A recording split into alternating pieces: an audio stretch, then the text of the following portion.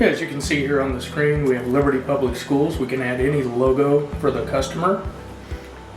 Obviously that'll go away whenever you see the temperature. It's going to read whether you passed. And it's as easy to program as this, so you just get in. Of course, we can change this password at any time, which I recommend. Okay, that's going to get us into the programming. So it's very easy to be able to set the threshold. You just click in there, and let's say I want to put it at 100.7. Save successfully. Now I can go back, and that is actually changed to 100.7.